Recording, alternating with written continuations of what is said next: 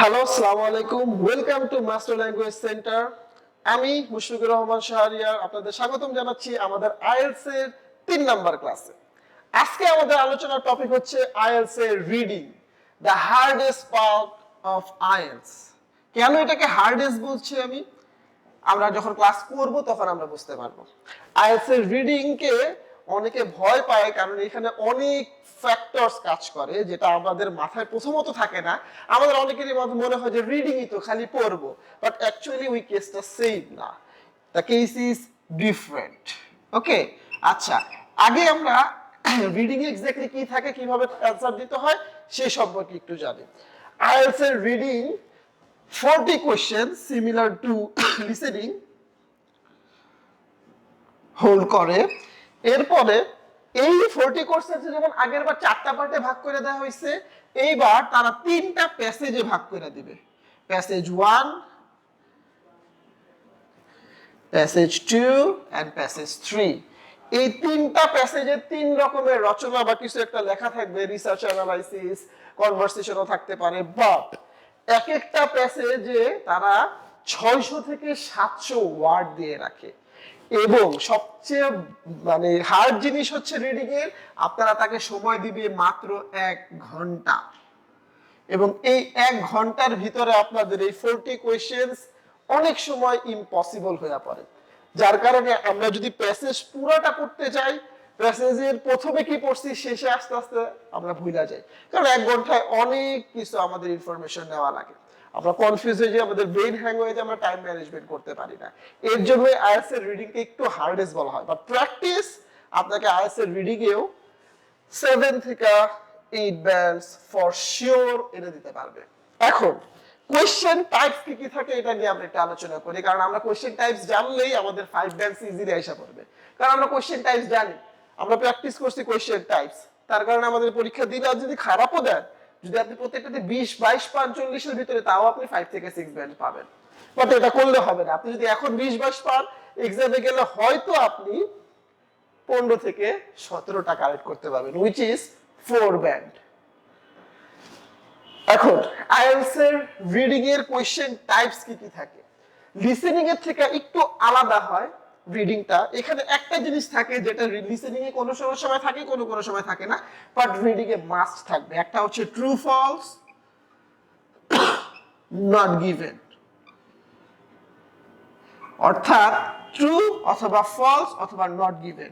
একটা স্টেটমেন্ট দেওয়া থাকবে কোয়েশ্চেনে, এবং প্যাসেজে আপনাদের এই কথা খুঁজে বের করতে হবে যে এই স্টেটমেন্টটা কি প্যাসেজ অনুযায়ী কারেক্ট কিনা বা ট্রু কিনা। তো আপনি যদি দেখেন এটা ট্রু, তাহলে আপনি ট্রু বসাবেন, যদি দেখেন ফলস তাহলে ফলস বসাবেন। তাহলে নট গিভেনটা কি অ্যাকচুয়ালি? কোনো সময় আপনাদের কোয়েশ্চেন এরকম কিছু দেওয়া থাকবে যেটা পুরো প্যাসেজেই নাই। ফার্স্ট অফ অল প্যাসেজ কিন্তু 600 থেকে 700 ওয়ার্ডের, আপনি পড়তে পড়তে হয়রান হয়ে যাবেন। তারপর একটা ইনফরমেশন দিল যেটা প্যাসেজেই নাই, অনেক সময় এটাই হেক্টিক হয়ে পড়ে আমাদের জন্য। বাট এর জন্য আমাদের পুরো প্যাসেজ পড়ার দরকার নেই, আমাদের করা লাগবে কি স্ক্যানিং।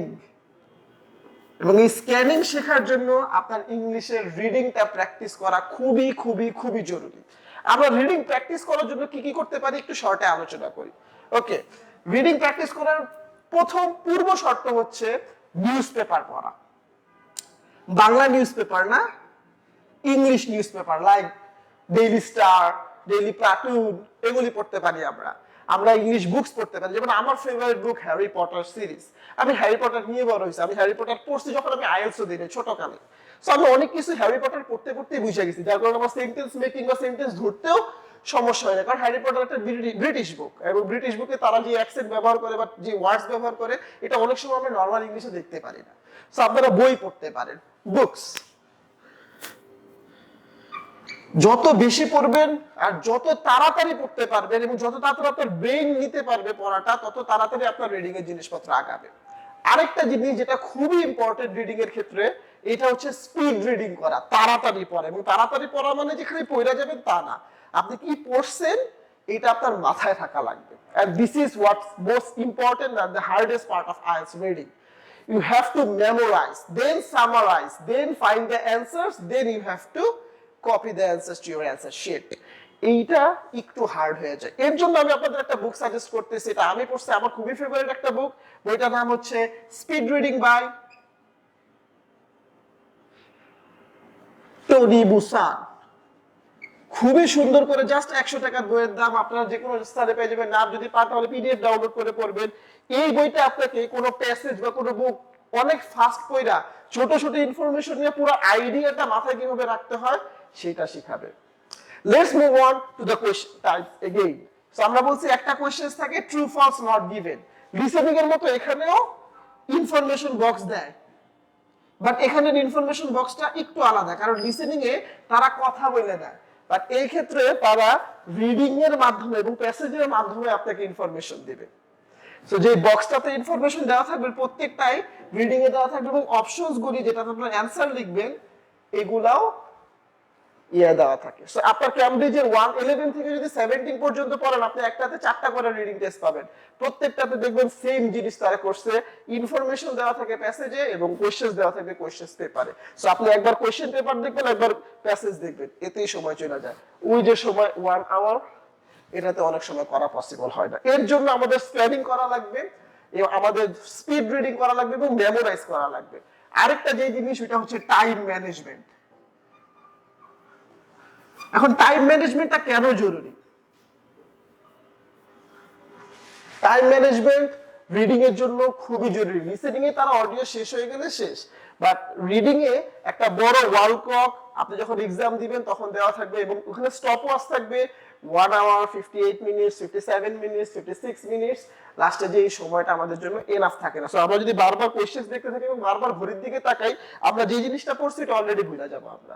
সো টাইম ম্যানেজমেন্টটা করা খুবই জরুরি, টাইমের অনুযায়ী চলাটা খুবই জরুরি। আপনি ফার্স্ট প্যাসেজের জন্য 20 মিনিট রাখবেন, 20 মিনিটই রাখবেন, দেন আপনি সেকেন্ড প্যাসেজে চলে যাবেন। ফার্স্ট প্যাসেজের জন্য আপনি 20 মিনিটস এর বেশি টাইম দিবেন না, এবং এটা যদি করেন তাহলে আপনি মরছেন। আপনার আইএলটিএস এর ব্যান্ড কখনোই রিডিং এ ভালো আসবে না। এটা আমার পার্সোনাল এক্সপেরিয়েন্স এবং আমার অভিজ্ঞতা থেকে এবং স্টুডেন্টের অভিজ্ঞতা থেকে আমি আপনাদের জানাচ্ছি। যদি প্যাসেজ 3টা থাকে, তো আপনি প্রত্যেক প্যাসেজে সমানভাবে 20 মিনিটস দিবেন, not more than that, not less than that. If you do, you cannot achieve a proper band score in IELTS. IELTS দিতেছেন নিজের স্বপ্ন পূরণের জন্য, তো স্বপ্ন পূরণে এগুলিকে বাধা হইতে দিবেন না।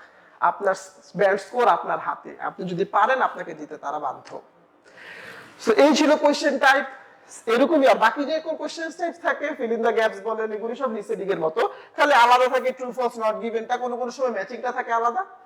আর আরেকটা জিনিস যেটা রিডিং এ থাকবেই থাকবে এবং এটা কোনোটার সাথে মিলে না, ওইটা নিয়ে একটু আলোচনা করি। ওইটা হচ্ছে প্যাসেজ কাউন্ট, এটাকে বলে। এই জিনিসটা কি? প্যাসেজ কাউন্ট জিনিসটা কি? প্যাসেজ কাউন্ট হচ্ছে আপনার একটা কোশ্চেন থাকবে, which paragraph contains this information. এই ইনফরমেশনটা আপনার যে প্যাসেজ আছে, প্যাসেজটা ছোট ছোট ছোট ছোট প্যারা করে দিবে, এবিসিডি করে নাম দিয়ে দিবে, কোন প্যারাগ্রাফে আপনার এই ইনফরমেশনটা আছে। সো আপনার সবগুলি কইরা ওই ইনফরমেশন তাদের সারমর্ম বের কইরা দেন ওই ইনফরমেশনটা আপনার খোঁজা লাগবে, এবং এইটা প্র্যাকটিস ছাড়া ইম্পসিবল। আমরা নেক্সট যখন আইএলটিএস এর রিডিং এর ডিটেইল ক্লাস করব, তখন আমরা এই সকল question types, passage count, true false not given, information box আমরা ডিটেইল আলোচনা করব। সো এই ছিল আইএলটিএস এর রিডিং, এবং আমি আপনাকে শিখিয়ে দিছি কিভাবে ভালো করা যায়, কিভাবে ব্যাংক স্কোর পাবেন আপনি, আপনার প্যাসেজ কি কি থাকে, কোশ্চেন পেপার কি কি থাকে। নেক্সট ক্লাসে আমরা আলোচনা করব আইএলটিএস এর রাইটিং, দেন আমরা আলোচনা করব আইএলটিএস এর স্পিকিং নিয়ে, এবং এই ক্লাসগুলো শেষ করার পর আমরা ডিটেইল ক্লাসে যাব এবং একে একে ধরে সবগুলো কোশ্চেন টাইপ কমপ্লিট করার পর আমরা একটা ভালো ব্যাংক স্কোরের দিকে আগাবো ইনশাআল্লাহ। সো এই আশা নিয়ে আমি মুশফিকুর রহমান শাহরিয়ার আজকে বিদায় জানাচ্ছি ন্যাশনাল ল্যাঙ্গুয়েজ সেন্টারের পক্ষ থেকে। সবাই ভালো থাকবেন, সুস্থ থাকবেন, take care of yourself and be practicing all the time. Thank you.